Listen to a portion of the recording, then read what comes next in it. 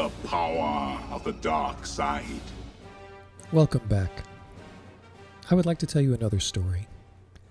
But before I do, I'd like to ask you a question.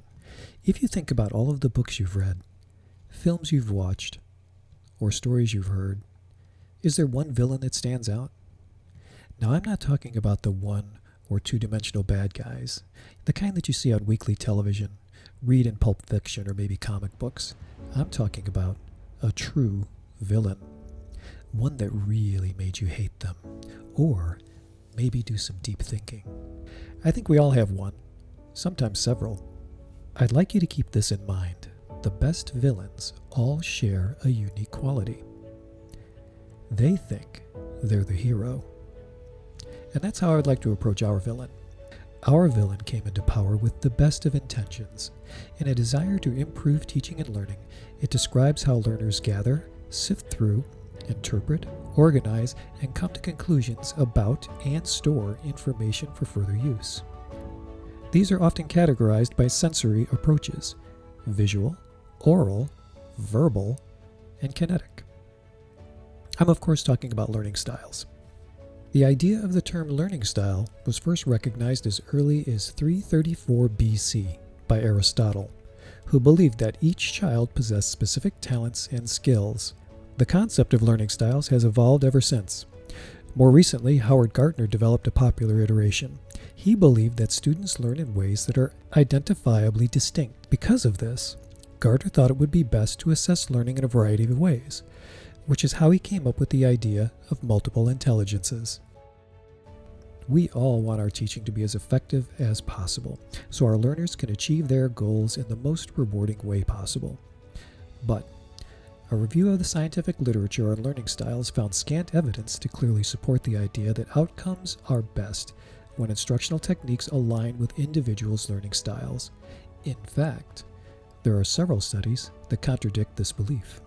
In 2009, Psychological Science in the Public Interest commissioned cognitive psychologists Harold Pashler, Mark McDaniel, Doug Rohrer, and Robert Bjork to evaluate the research on learning styles to determine whether there is credible evidence to support using learning styles in instruction.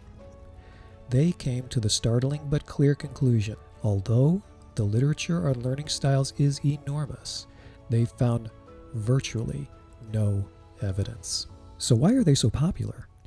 Pashler and his colleagues think it's due to people wanting to identify themselves and others by type.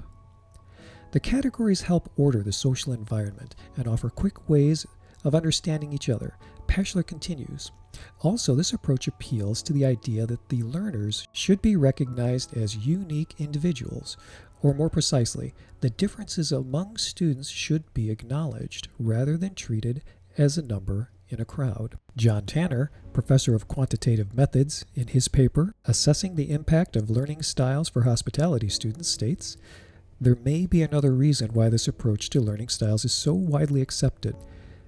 They very loosely resemble the concept of metacognition, or the process of thinking about one's thinking. For instance, having your students describe which study strategies and conditions for their last exam worked for them and which didn't is likely to improve their studying on the next exam. Integrating such metacognitive activities into the classroom, unlike learning styles, is supported by a wealth of research. Polly Hussman and Valerie Dean O'Loughlin at Indiana University, in their study, asked students enrolled in an anatomy class to complete an online learning styles assessment and answer questions about their study strategies. More than 400 students completed the VARC, Visual, Auditory, Reading, Kinetic, Learning Styles Evaluation, and reported details about the techniques they used for mastering material outside of the class. Things like using flashcards or reviewing lecture notes, watching videos, anatomy coloring books, that kind of thing. The researchers also tracked their performance in both lecture and lab components of the course. Scores on the VARC suggested that most students used multiple learning styles, things like visual plus kinesthetic, or reading plus visual plus auditory, but that no particular style or combination of styles resulted in better outcomes than another. The focus of the study, however, was not on whether a particular learning style was more advantageous. Instead, the research addressed two primary questions. First, Do students who take the VARK questionnaire to identify their personal learning styles adopt study strategies that align with that style?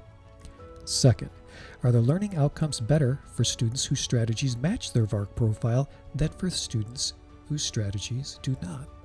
Despite knowing their own self-reported learning style, nearly 70% of the students failed to employ the study techniques that supported those styles. Our villain was thought to help the learning process, but has proven to be less effective than other approaches. Like many of you, I've tried incorporating learning styles and thought that they were improving courses, but the data simply does not support this. Well, I hope you found that information on learning styles informative, and I do want to thank you for spending some of your valuable time with me today. Until next time, my friends, I'm wishing you a very happy, healthy, and safe day.